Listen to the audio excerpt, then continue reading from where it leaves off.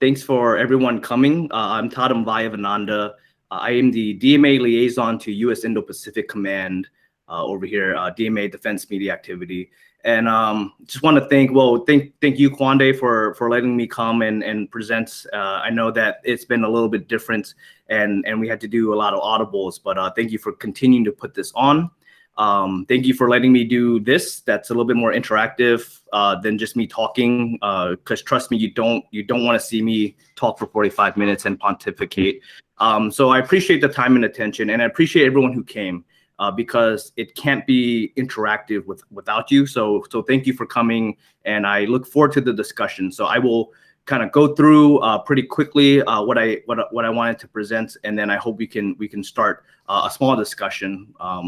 So with that, let me start sharing my screen.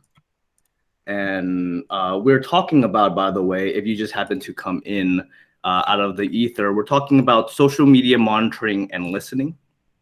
And my perspectives from the Indo-Pacific. So for the past 4 years, I've had a tremendous privilege to be DMA's liaison to U.S. Indo-Pacific Command's Public Affairs Office, and getting to see some of the most professional communicators in our field work some very important themes and some very important events. And that's where we've kind of built this infrastructure and process of monitoring and listening. And hopefully I can share some of that with you. We'll talk about that. We'll talk about where it fits into kind of the public affairs planning process. And hopefully we can open up to that discussion, because that's what I'm looking forward to the most. So I always say that you don't need crisis to have monitoring and listening programs, but definitely when you have crises, they help identify your vulnerabilities. They help codify some of your process, and they help galvanize some of your understanding of what it is that we're trying to achieve with these programs. So, I remember January 13th, 2018, I woke up, it's a Saturday morning, I had my coffee, and I told my wife, hey, I forgot my work laptop. Let me go get it just in case something pops off. So I go up to Camp Smith. It's a quiet morning, beautiful Hawaii morning. Come back, and about 13 minutes later, my wife shows me this alert that she got on her iPhone that ballistic missile threat inbound to Hawaii. And so I happened to just turn on my laptop at that time when she brought this over. So I put in the Booleans really quick, and I could see this exact screen cap that you see here on the screen. I can see that screen cap just really start to skyrocket. So I texted the deputy at the time and said, hey, with this photo of the graph, and said, hey, this is going, and I got standby, verifying it's not a threat, and we went from there. So what the monitoring helped us do is kind of identify. I know that there was a question on, should we put this on Twitter? And it was obviously yes, but it wasn't my opinion. It was yes because of this. It helped us identify some of the influencers that were talking. Tulsi Gabbard was one of the first ones to put out that this was a false alarm. Hawaii Emergency Management Services as well, so we can help amplify. I remember Commander Benham at the time got that response out to reporters in like 16 minutes or something pretty impressive. Seeing the reporters, they don't write stories anymore. They just screen cap your press release and they just tweet that, right? So being able to see some of that stuff really helped kind of our execution. Being able to tailor our keywords, our hashtags from the real-time information coming back to then make that message a little bit more effective in penetration also helped. So, that's just one example. I mean, 2017, 2018 was very, very pivotal in my understanding of how to use and leverage monitoring and listening for public affairs activities. There were a couple big ones, September 2016, the two ones in April 2017, September 2017 and November 2017 were the big ones. I think November was the one that went really high and flew into the Sea of Japan. but I think there were about 18 weapons tests, and not all of them became huge media and huge discourses on Twitter, but they all taught me a little bit of something, and we can get into it a little bit more in the discussion. But I guess what I want to say, and there's a bunch, the destroyer collisions, Tham Luang, the cave rescue, the Pearl Harbor ship shootings, and everything to just normal commemorations. We've been able to leverage monitoring and listening to help support Indo-PACOM PAO. Hopefully it's value added. You have to ask them, but they seem to enjoy it. But what did the listening help us do is it helped us kind of monitor or see the spread of this topic throughout our audience. And I'll make a disclaimer that when I say audience in this context, I mean specifically a social media audience, which is not synonymous with our audience and our stakeholders, right? It is a portion of it, and our insights that we glean from this audience is definitely helpful, but they're merely indicators. So I'm saying correlation is not causation. So be very careful in your reporting, in your monitoring and listening activities that you define that, because it doesn't represent the entire audience that we want to look at. But it helped us kind of see what they're talking about, what they would pay attention to. We'll get more into that. And hopefully supplied Indo-PACOM public affairs with statements. Again, you have to ask them, but they did really like this capability that we were able to provide. The limitations, language is a big limitation for us, language and culture. I only speak 2 languages, so unfortunately for you guys, English is my second one, so I apologize. But without the cultural understanding, without the linguistic capabilities, that is a huge limitation for us, because otherwise we're only going at the speed of Google Translate. The platform's privacy and the data privacy has been something that's been growing in attention and awareness for a while. So making sure that was all in compliance and we weren't doing anything that was not allowed by public affairs authority was very important. Capacity is always an issue. The time, the people, the understanding to do this. Some of us, we don't have enough nerds on the front line to help. So then you're kind of starting backwards, or you're starting a little bit further behind, and you have to understand all this stuff before you get to that level. And then of course, speed and accuracy. Real-time monitoring of the information environment requires speed, but it can't do that at the sake of accuracy, because we can't doubt the veracity of our data, because we might be using it to make decisions, and that's very important. So I will also offer what it didn't help us do is it didn't help us predict the future. We didn't know exactly what our adversaries were saying at all times. I mean, I think these are some myths and definitely some marketing talking points that we come into monitoring and listening to get, but it's without the people to do it, the tool won't do it for you. So what is social media monitoring and listening? I think it's important as a military public affairs community to create a foundational understanding of these two phrases. So sometimes people think they're anonymous, but I think of it as tiers, right? Tiers of understanding that information environment. Social media monitoring is simply that methodical process of tracking and measuring your command, your commander, brand. It is passive, it's continuous, or at least very consistent, and sometimes, and most oftentimes, it's automated.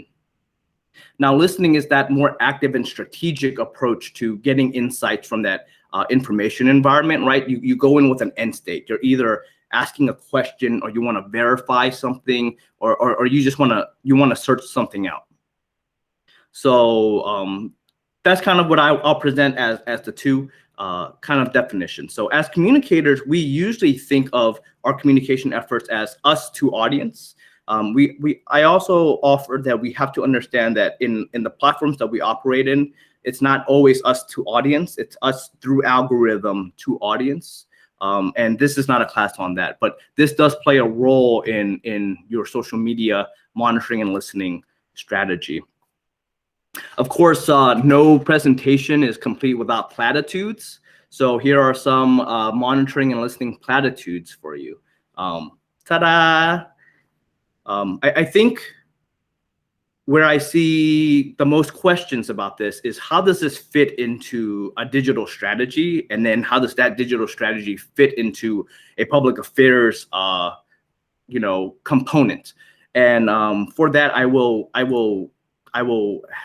offer you this shameless plug.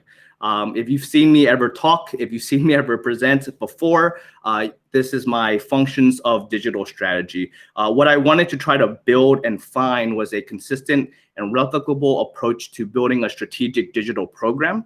And this has been unchanged for a couple of years, but you can see that monitoring and listening is part of this program. So this is not a discussion about this. So if you want more of this, like and subscribe and hit the notification bell. I'm just kidding, but we can discuss that at another time. This is specifically about this one little area of monitoring and listening and some adjacent data analytics stuff, but it does fit into our strategy pretty well when we're trying to build a digital program.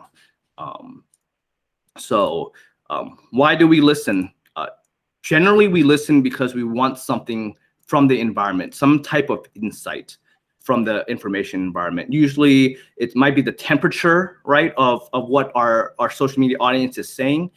We might be preparing some kind of release. We kind of want to know what they're feeling, because you want your releases and your efforts to reflect the tones of your social media audience.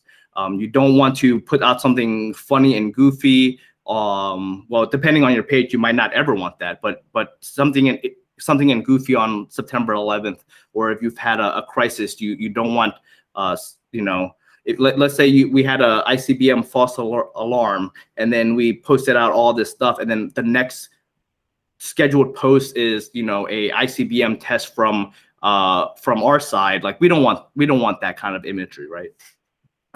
It can help us humanize our brand in that aspect, because we're getting that two-way feedback to then create content, to then create messaging that is better for them. And that's what I think we forget, is messaging that's better for our social media audiences is better for us, because they will resonate a lot better.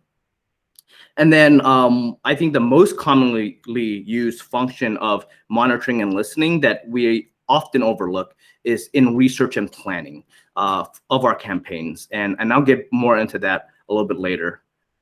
But that's probably where monitoring and listening programs come the most, because ideally we don't have a lot of crisis, right? It helps there, but we can practice a lot of these skills and proficiencies in our research and planning phase so that we're better. This mess that you see here is the progression from a component that doesn't have a program to hopefully achieving social intelligence. I think this is what we're all trying to chase and where we're all trying to go. You can see it goes from a reactive stance to our more proactive stance. You can see that it builds upon the foundational process at each stage. It's not just, I'm going to go buy this tool and then I have social intelligence and I'm doing strategic listening. You have to be able to use Google Alerts just as effectively as you can use Data Miner, right? So if we're going to the social monitoring portion, I think Data Miner is a great tool for monitoring. And if you're a DoD communicator that doesn't have any ties to the intelligence community, you're allowed to get Data Miner. There's an enterprise license, so reach out to someone for that. It's good for monitoring. And then you build upon that with more listening programs or process. And then you have strategic listening, where you're actually going into the information environment, grabbing insights, making decisions and content decisions, messaging decisions, public affairs decisions, to then execute, right? So that is, I think, the holy grail of what we want monitoring and listening programs to do. And so as you can see, the tools kind of down here. Tools go from free, paid, multiple PIA, but I want to, which is public available information. What I want to really harp on is that when we talk about monitoring and listening, almost every conversation I have goes to What tools do we buy to do this? And I think we are very good at becoming enamored with tools, but that's not the consideration. Any of these tools will do it. What we have to really understand and really assess is, do we have the people with the capacity, meaning the time to do it? Do they have the proficiencies, meaning the skills and the understanding to implement the process to make this tool useful, right? So we can't just have a bunch of calculators. We need people who know how to use the calculators, or I don't know, like if you buy a restaurant and you have a fully loaded kitchen, that kitchen doesn't matter until you have cooks. I like food, so obviously I like food. So that's what I'll offer. So process is greater than tool. 2020 and part of 2019 has been a great learning experience for me because I lost my tool. But the process was so solid that we were able to still, to a point, garner insights without a tool, with free tools, and some understanding that we had. I like to describe it as, you don't teach someone how to drive a Mercedes-Benz, right? You teach them how to drive. And if they get into a Toyota or a Kia or a Audi or a Benz, they might have to adjust the windows, the mirrors. They might have to figure out where the windows are, the stick shift, but they can still drive the car. A great example of this is I've been able to implement this, and it's not just me, the nerd, been able to teach this to uniform members who can pick it up, who've had no statistical interest or education, and they're able to pick up and really provide a certain level of insight because the process is there. So process is always better than tools. I want to talk about data privacy and governance. If you go to all the big data platforms or all the big social media platforms, this is always in the developer notes. This is always in their terms of service. If you buy a service, this is always in their terms of service. We cannot use monitoring and listening for surveillance purposes. So I'll read it out loud. Prohibited use of SM data includes investigating or tracking users or their content, as well as alerting or monitoring sensitive events, right? So other things that are included are extreme vetting, individual profiling, psychographic segmentation. We have to use monitoring and listening for public affairs purposes. There are other information related capabilities that might want to use it for other things, but we risk losing our access to it because personally for me, as someone who is the point of contact for the contracts that we hold, I get interviewed. Interrogate's a strong word, but I get interviewed on how does the government use the Twitter data or social media data, what are they looking for? And oftentimes we have to justify that we aren't using it for intelligence and surveillance purposes. A way to really help with this is having a strong data governance guideline or process. So if you have a data lifecycle management process, that can help protect you. Making sure that when you enter an agreement that some of this stuff is outlined in the contractor's master service agreement also helps. And I'd also add that if you do enter an agreement, most of these companies, because they don't want to lose access to the platform's data, they'll enforce these as well. So really our data lifecycle management doesn't come into play until you extract it from that platform, which is usually described as software as a service. These are just some common definitions that I've been asked to, common terms I've been asked to define. I will mention that data controller and data processor, those are defined by the European Union's General Data Protection Regulation, but I've seen it used in the big companies. Twitter and Facebook use these terms. I've seen them used in many master service agreements as well. So I included that there. And the big question is, how can we use monitoring and listening for public affairs? And I don't think a lot of people are going to like this answer, because I don't think a lot of people like this process, but RPI.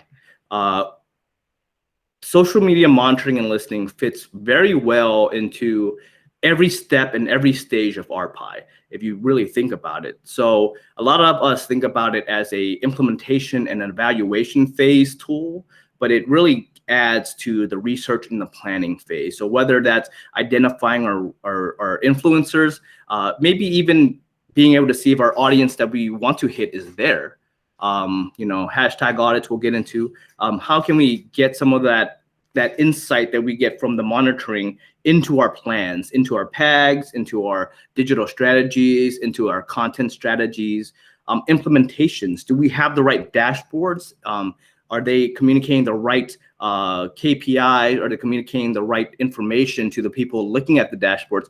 Do we have anyone looking at the dashboards, or are we just making dashboards?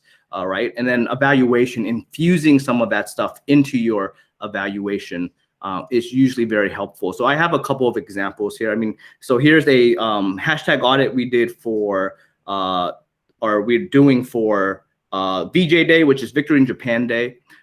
So simply taking the hashtags that DoD wanted to use, the 75th committee wanted to use, and there was another, and Indo-PACOM wanted to use. And then we just ran it, right? Just to see what kind of resonance they are. So a good example of this is, Never Forget was one of them, and Honor Them was one of them. But we're able to see that even though these are adjacent, these are not, Never Forget's really tied to a 9/11 audience. Honor Them's really tied to a Veterans Day, Memorial Day audience. So they didn't become campaign hashtags, right? And this is much more robust. But what we're trying to do is then take this information and then make better decisions on which hashtag do we put in the PAG, and then which hashtags do we put into our matrix that have all the posts and stuff like that. So we can vary them. You can see there's associated hashtags as well. So those secondary, tertiary hashtags we might consider looking at. And that's also good as we start to monitor, because now we have kind of a list of things that we can just plug back into it to get real-time data, right? So that's the research and planning phase. And then in the implementation phase is what kind of dashboards, what kind of information do we need? What kind of Booleans have we created to to generate information? You can see there's a variety of things here. Some things are tools, and some things are free, right? Actually, this is free right here. This is Google Data Studio. It's like a Tableau Lite.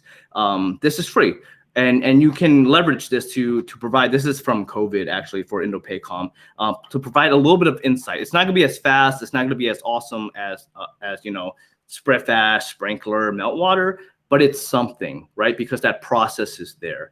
Another example, we had 2 DPRK launches last year, and we got a RFI, not an RFI, but Indo-PACOM wanted to know, well, is this a big deal? So being able to compare the one from the week before to the one this week, and saying this is, no one's talking about this in this audience, can help make some publishing decisions or not publishing decisions as well.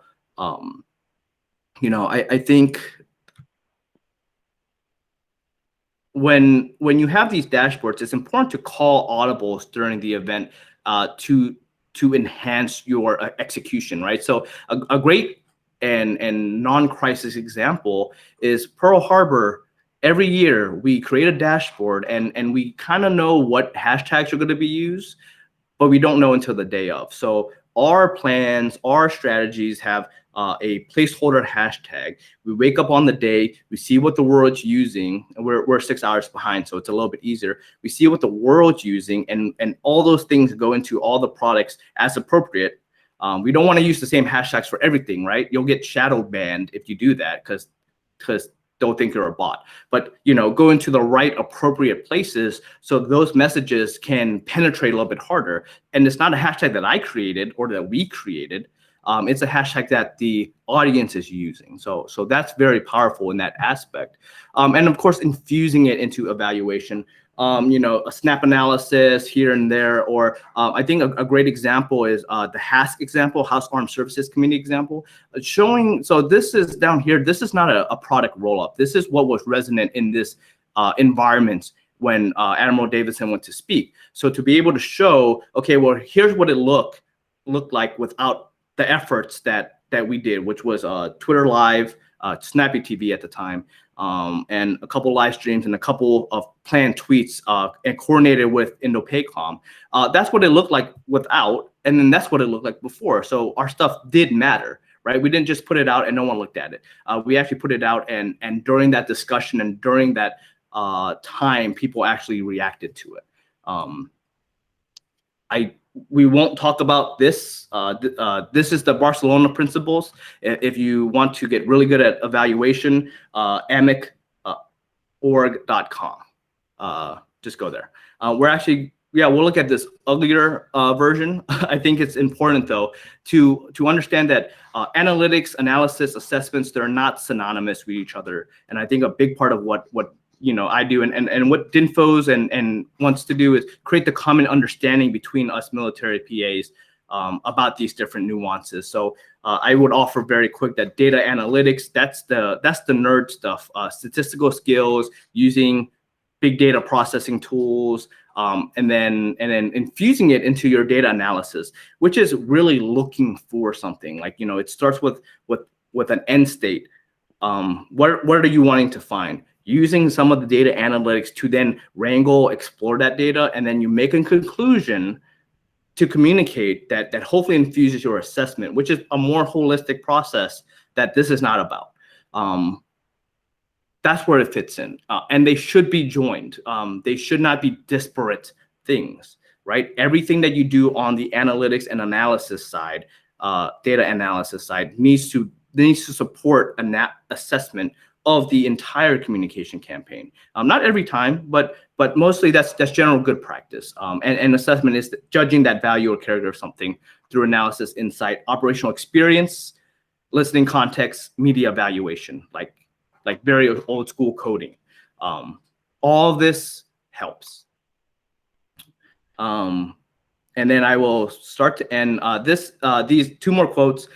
This I really consider the yin and yang of what I'm trying to convey. Is there's quantitative and qualitative aspects of this, and PAOs generally have been only looking at the quantitative because they look cool, right? Arts and crafts wise, they look awesome, graphs and stuff, or they're only looking at the qualitative where it's just my experience and whatever. But we really need to fuse these two, right? We really need to take this tremendous amount of data information and turn it into insight and turn it into decisions and turn it into actions that impact our communication efforts. So that's why I love these two quotes. I used to give book recommendations, but books cost money. These are things that you can go ahead and Google right now and understand and read. These guys are much smarter than guys and gals are much smarter than I am. But I don't think, my personal opinion is we don't read enough about this stuff. And reading doesn't cost anything. The more PAOs who understand this stuff and can then take it and implement it in their little context, the better we are. So the things that you're already reading, the things that you're already listening to, that's great. We are on the forefront of this. Unfortunately, there is no expert to come help us do this. There are data experts, there are analysts, there are maybe other experts, but they're not public affairs officers with this, and you can't replace that with machine learning, and you can't replace this and this with algorithms and AI and we have to know this stuff just as well as our adversaries know it and other information related capabilities. So I'll come back to this while we discuss so you can write it down. But when you implement this, it has to be intentionally and slow. And I know I breezed through because I really want the discussion, but a lot of the things that you see here were not created overnight. Were not created because I went to some course and came out and knew everything, right? It was slow implementation, RPI, slow implementation, evaluation of that, a micro evaluation, and then readjusting our fires to get right to where it works for us. It's a process, but process will always outlast personality. I think right now, we don't spend enough time codifying our process, making things more doctrinal, and we take it with us. And because process is not sexy, but in my experience and in my humble opinion, process wins the the war, because we will outgun, outfly, and outsail any kinetic adversary. But right now, that's not where the competition is, right? The competition is in the information environment. And our adversaries have shown us that they're willing to operate up to a kinetic and then back down. But unless us as public affairs communicators and communication practitioners have that full understanding of the tools, can develop the process and can fight back, I mean, we're fighting with one arm tied behind our backs. So I think for me, to know what you don't know is more valuable than to have the perfect solution to all the wrong problems. I see that a lot, and I think a lot of people will market that to you, and a lot of people will sell that to you, that they can solve those problems, but they might not be the problems you have. So with that, I look forward to opening it up for discussion. I'll go back to this page if anyone wants to write that down. And thank you for your time. So yeah. Hey, Tatum, this was great. I did have a question for you. So you talked about social monitoring, social listening. What does that process look like for you? Like, is this something that is continuous? Is this something that, you wake up in the morning, you do it kind of once? Is it a once a week type deal? Like, what does that look like on a day-to-day? Yeah, absolutely. Great question. Yeah, so like I said, it is a tier, right? So monitoring is pretty consistent, pretty continuous. And it is like get into the office, check the emails, and then maybe monitor. We are fortunate enough to have what we describe as the social media operations center. So it's just on a big screen behind my back. And ideally, someone would sit there and their job would be to do some of the other things and then see that. And then at lunch and at the end of the day. So my monitoring is set up that way because I used to do the email notifications whenever something happened, right? They have a lot of services will have these automatic emails, but they become white noise to me. That's personally to me. So it's a very intentional monitoring. And then when something needs listening, then we go into what are we looking for. So for a great example, we had an event 2 days ago that had a little bit of press engagement. So today we will go in and look at what kind of discourse that might have generated or might not have generated based off what we got. So for me, it is very structured. I think if you want some of the predictability that people seek, you kind of need a whole team and staff, right? So almost like a command center that have people who are monitoring and taking that information and then calling the people up who need it. So does that answer your question? Yeah, it did. And kind of to piggyback. So are you just looking at, is it just certain social media channels that you're looking at? Mm-hmm. Or are you looking at, like Google? Right.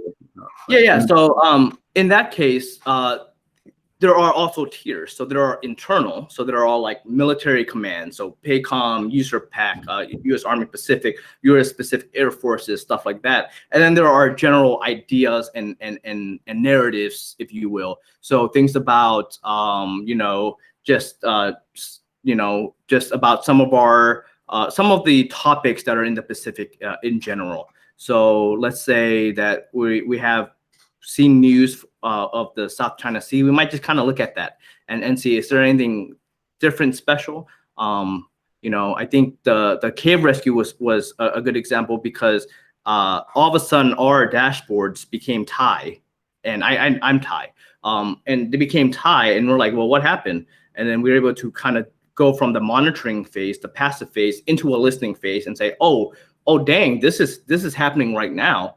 And then being able to call back, coordinate with Indo PACOM to figure out what kind of reporting, what kind of dashboards we need. But that's a good example that switches, right? Because the monitoring will be the passive thing. When you're listening, you're actively looking for something. But there are different topics, if you want. They're Boolean queries. If you understand what that means, they're just basically advanced search operators that are consistently looking. I don't have these tools right now, so this is more manual.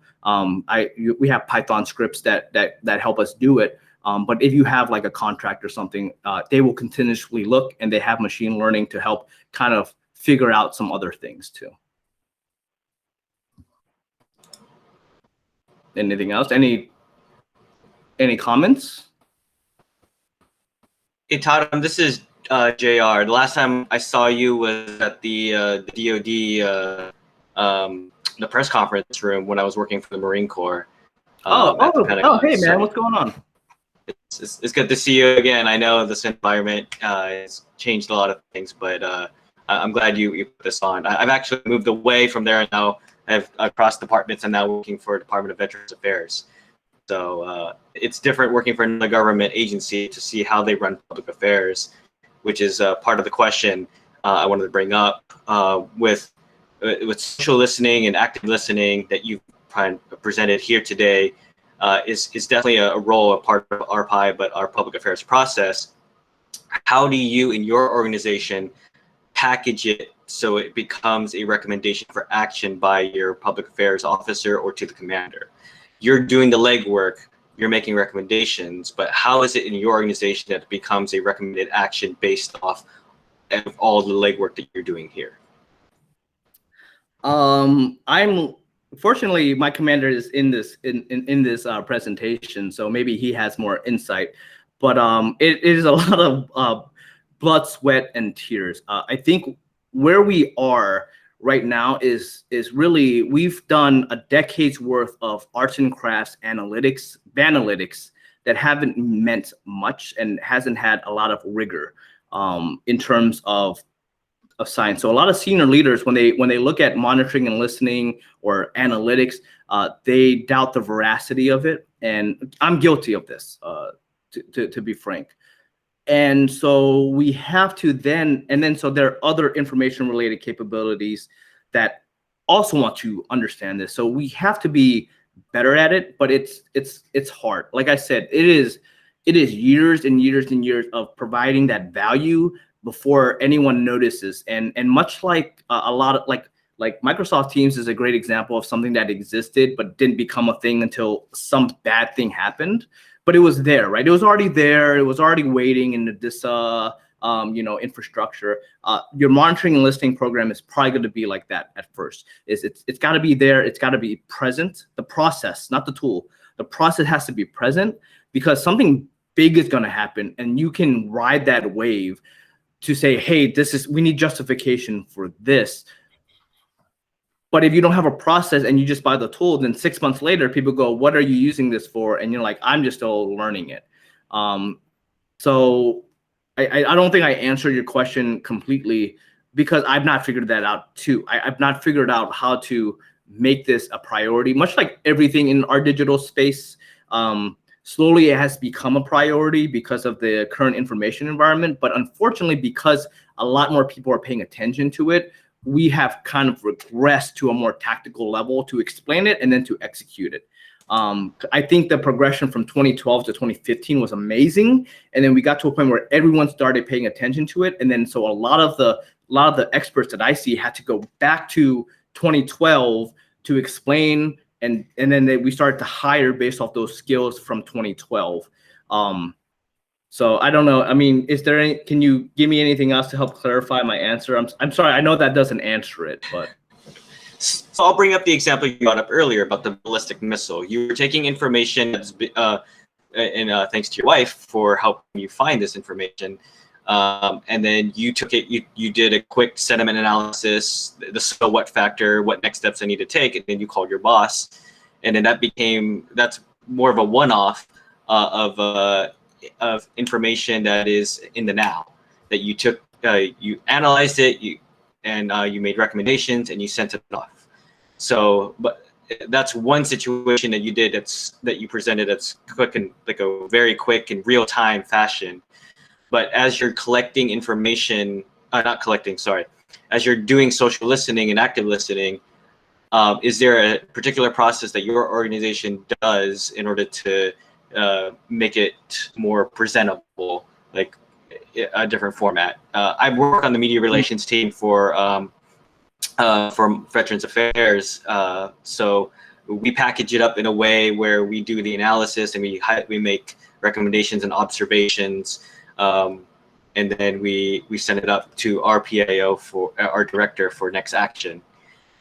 based on our assessment, our experience, but also some data that we found. So that's Okay. how we push it on the media relations side. So I'm wondering if there's something different in your environment that would maybe different, or that I could apply it to my workload or my workplace. Yeah, I think the most important thing is like you kind of mentioned, is knowing what you want to present already. I have to say that the false alerts, the ICBM stuff that I talked about, that we supported Indo with, the process was already there, and no one paid attention to that process for a while, and even after. For a while, it wasn't an important process. But in terms of like what do you present, I mean that really, you can see that a lot of the things are everything is different. There's no template. I've seen social media listening reports that are just kind of a chronological, like, roll up of what has happened. I've seen ones that kind of try to reverse analyze a little bit of why something has happened, but really the monitoring and listening stage is right before the evaluation. And depending on your evaluation program, that could be very long or very short, right? So you can have a daily evaluation, which that's awesome. Weekly, quarterly, whatever. So without crossing into analytics and analysis territory, the monitoring and listening, it's contextual, right? So when it comes to like a cave rescue or the destroyer collisions or something, you're looking for different types of Booleans. You're taking information from the environment. So you might put Thailand, and then you might see, okay, people stuck in caves. You might use those Booleans again. Then you might try to find the Thai hashtag that they're using. That's what we did. We found what the Thais were using for the hashtag, and we searched that, and we couldn't read a lot of it, but the imagery and stuff was still valuable insight. As you can see, we did a snap analysis for USFJ. That looks very different, right? Because that's a very different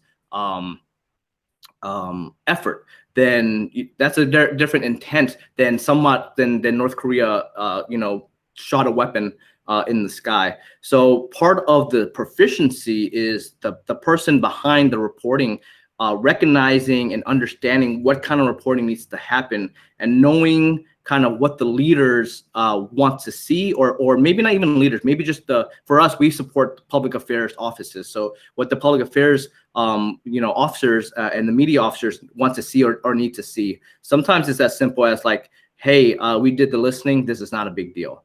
Okay, good. At least we have verified that. But you can see that there's no, this is once for COVID.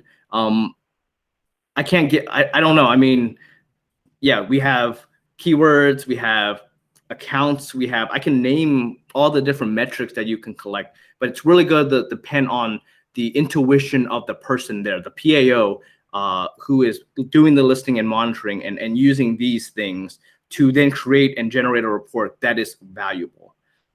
Because the ones that we create, you can probably take that if maybe someone launches another missile, but it probably won't be that useful to you, right? So that is part of that skill and that art and really creativity that comes in from all this stuff, in my opinion. So does that help a little bit? That helps. Thanks. Anything else? Yeah, actually, another question from here. So you mentioned again some of the platforms that were out there and that were available. Some were free, some were paid. Do you? And I know you also said that it was important to establish the process prior to getting into these platforms, obviously. But are there some platforms that you've used already, or free platforms that are out there that you suggest people kind of start out with? Yeah, that's a good question. I get paid a lot. I get asked a lot. I would start with Google Alerts and the native platforms, right? And you, with that, it's pretty powerful. And then if you have Google Suites, or if you have Google Drive, get familiar with what these platforms can report to you. I have used Sprout Social. I've used Spreadfast, now called Koros. We're trying to get Sprinkler. Used Meltwater. I've used Cision. I've used Talkwalker. I've used Data Miner. I've used a lot of platforms. They're all very similar. Things are in different places. Algorithms are a little bit different. Data agreements are a little bit different. I think a good starting one is. Are you talking if you have a budget or for free? We tend to point people within the DoD for free because Yeah. a lot of units are smaller. You know, they just don't have the budget for purchasing something like this. So. Yeah, and I think that's where I would that's where I offer, if you get into the native the insights, you're not monitoring and listening at a speed that's real time, but you can make a process that is near real time, so maybe an hour later, right? And that's better than nothing. I think when you start getting, if you want to do it completely free and you're willing to learn programming, right? You can learn Python, which has a bunch of libraries to scrape and collect and gather data within the user agreement. That's very important, right? Within the user agreements of the platforms, but that requires more. So it's more free and better, but requires more skill. And unfortunately, there's not enough people who want to do that. I like it. I think it's fun. I don't have friends though, so. And that's how, and that's certainly how we used it for COVID. Is running scripts and doing basically advanced queries. Now, if you have a good process, you can just use the search functions. I always point people towards Twitter.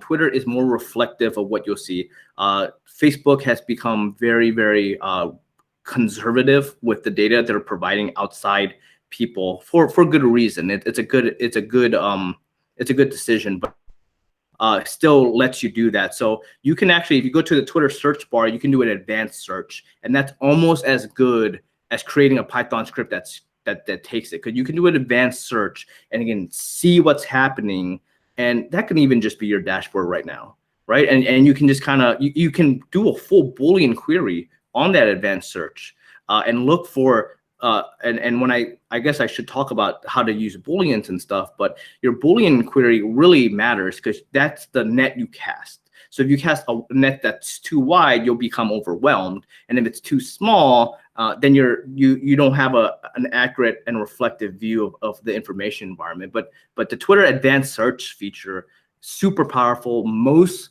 APIs use it. So like, let's say I have one of these tools, I might put the Boolean query in there. There's probably some kind of connector that just does an advanced search.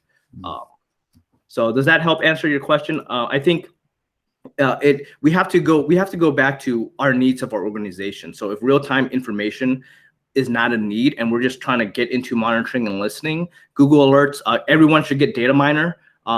That's a DoD employee. That's a good monitoring. You don't have control over it. They tell you what you're monitoring, but it's something. It's something that's free, that's enterprise wide, as long as you don't use it for intelligence. Sorry, I would point them to that, but that's just monitoring, right? That's not going to predict the future and give you insights. That's just going to give you a little bit of a heads up.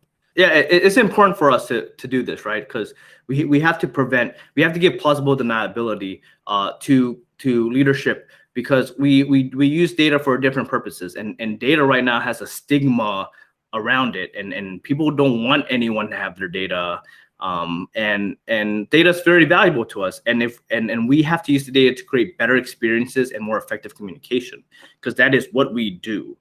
Is give our stakeholders and our publics the information. But right now, if we're being hidden underneath algorithms, we're not doing that. So being able to leverage data to do that better is really how we should be using data, and not for those surveillance intelligence purposes. So, Tatum, I think that's a good point to end on. I was going to ask you if you had some great insight for the public affairs officers that were listening, but I think you just summed it up really well right there. So how can people get in touch with you if they need to? So I'll put my contact back up. If you give me, I definitely do enjoy collaborating. If you give me time, if you give me enough, if you have a question, please let me know. And if you give me time, I can usually get you that answer. I can't promise I can't promise like right away, but definitely if you want something to find, or maybe we can do something that it's more of a Google search, you can contact me at my email's up here. My phone number is up here, my office number, and you can always, tweet at me. So I'm more of a listener on Twitter than a poster, but definitely another way to get with me. So awesome. Hey, thanks a lot, brother. Thank you.